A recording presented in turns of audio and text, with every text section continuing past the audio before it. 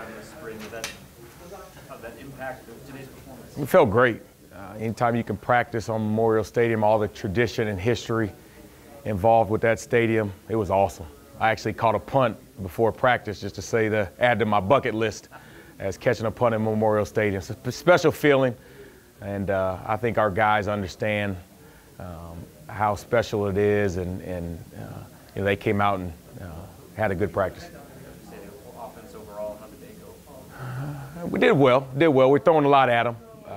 You know, we basically have everything installed, the foundation, and so now we're kind of adding some wrinkles here and there. And you know, the defense is always giving us problems in terms of what they do, their blitzes and their pressures in different fronts, and so there's adjustments to be made. But the guys are, you know, they're embracing everything that we throw at them, and they're doing a good job. You talk about install and saying, well, what percentage do you want to maybe get installed this spring by the time you're done of the whole product?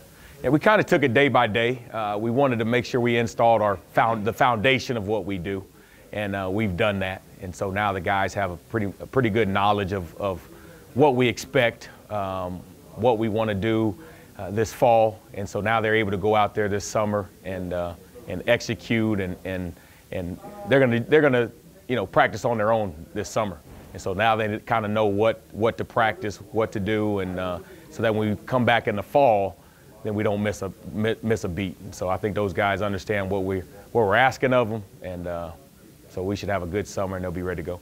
Hey, Coach, Scott said that there's some guys that have separated at quarterback that are getting more reps now. Didn't mention names. Yeah.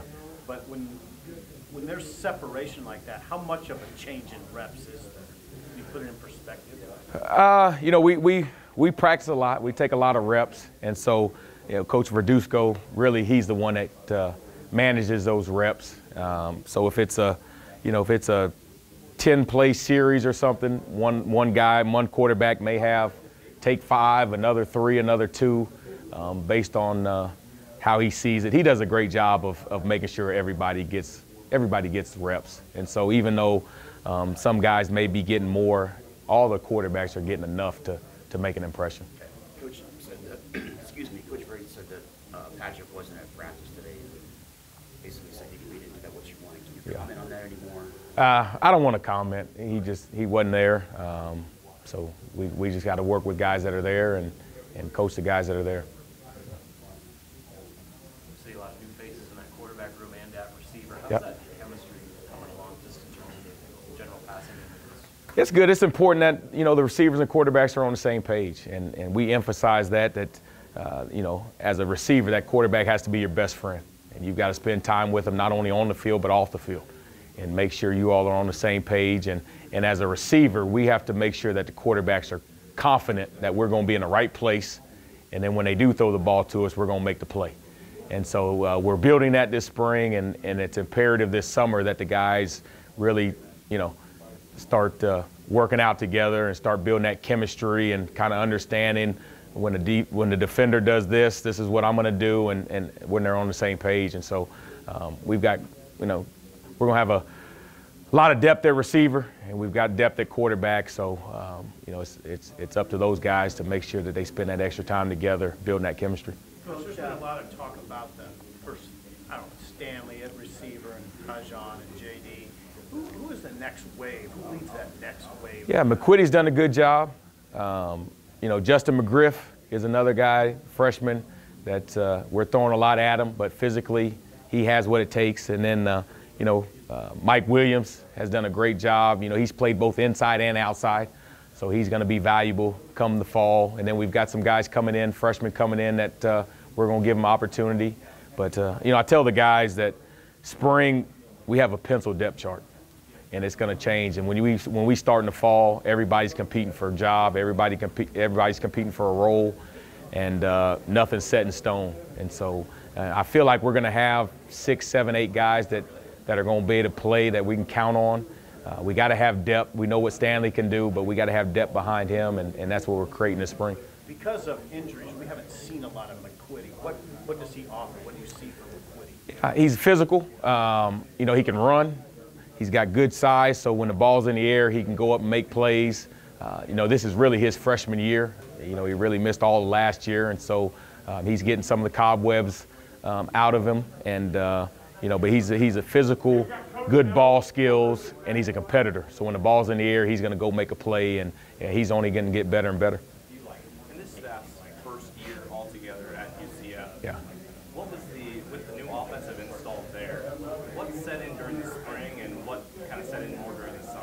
Well, in the spring, as coaches, we were learning the offense because a lot of us, this was our first taste of the offense. And so myself, Coach Becton, Coach Held, we were all kind of learning the offense ourselves. And so Coach Frost, and he was teaching us as coaches. So we didn't have a great firm grasp on the details and the nuances of this offense. Year two, we knew it like the back of our hand. And we knew the fundamentals of it. We knew what was required, what was expected. And so it was a learning curve. Now that we're here as coaches, we know this offense like the back of our hand, and now we can, we're further along than we were at UCF the first year. And so, like I said, spring is all about foundation, giving those guys the foundation of the offense. And then as the summer comes and as fall comes, we can build upon that foundation. I think Keon Williams is an interesting case with his obvious connections to the previous Yeah. staff, and then having missed all last year with injury. What have you seen from him this spring, and what's kind of been his involvement? Yeah, he's a smart football player. Coach's son. He understands how to get open. He understands how to run routes. Fundamentally, technically, he's sound. And so he's a guy that, you can tell he's been around football. And he has the understanding of what it takes to get open. And, we've got a couple guys in the slot that are doing a good job. And so the competition is great. And he'll just continue to get better and go from there. Do you have to approach him any differently, given the fact that he's playing for his dad? No, he bought in. He bought in from day one. And actually his dad called me a couple weeks ago and told me that Keon's loving the new staff, and he's 100% sold out and bought into what we're doing. And he's a coach's son, so he wants to be great. He wants to be coached. And I told the guys when I came, because I know Coach Williams is a great receiver coach. I told him that what you learn from him, you have, and now you can learn some more from me, and you've got more tools in your toolbox. So they've embraced that, and they're doing a great job. Hey, Troy, has anybody separated themselves at running back? Running back, not really. They're all doing a good job. And I feel confident and comfortable that we're going to have 3 or 4 guys that are going to be able to run the rock. And we're going to have probably running back by committee, which is good because we'll be able to wear defenses down, and they all do different things well. And so they just got to continue to get better. And we put a lot on the running backs, in terms of run game, pass protection, being able to catch the ball out of the backfield. And those guys have embraced the different roles that they may have, and doing a great job. When you talk about buying in, how important was it for a guy like Stanley? I guess Yeah. the number one comeback Yeah. in the buy-in. It was huge. He sets the tone with our group. And I talked to him when he first came back, and I said, you're going to be the leader. And the young receivers are going to look to you for guidance, for leadership, and you set the tone. And, he's done a great job. Every day he's at work, he's having fun. He has a smile on his face. When he steps on that field, he goes into beast mode.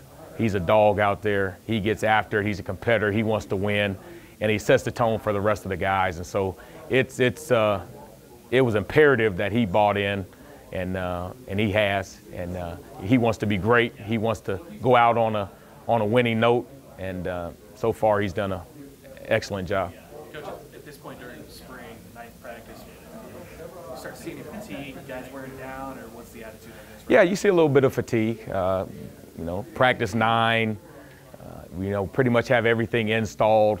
But I challenge the guys that the great teams and great players and great offenses, they keep rising. They find ways to get better each practice.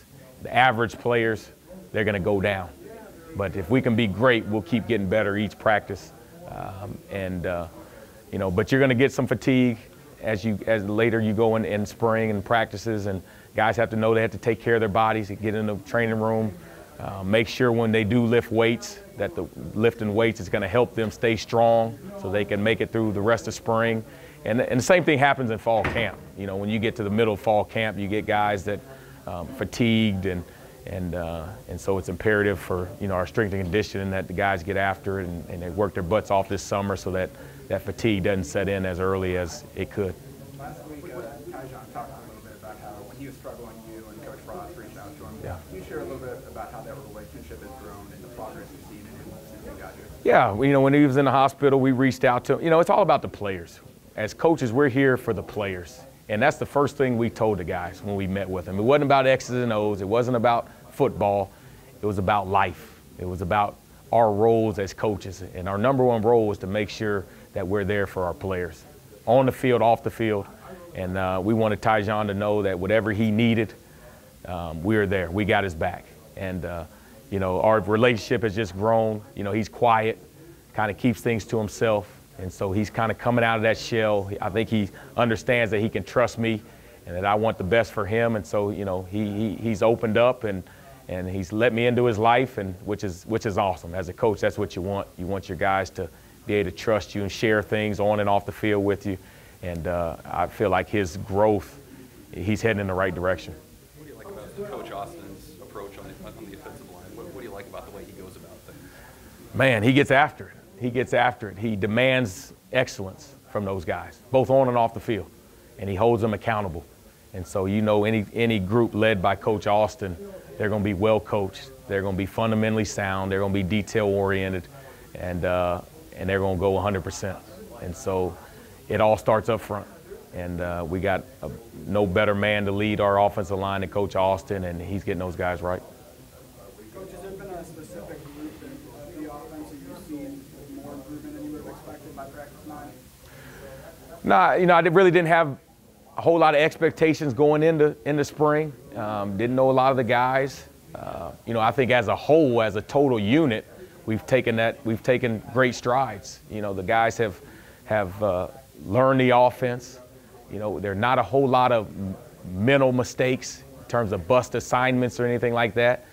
We just got to clean up some of the details, you know. But in terms of the assignments, guys know what they're doing. Now it's just about the effort, the detail, and the finish, and we'll be in good shape. Good? All right.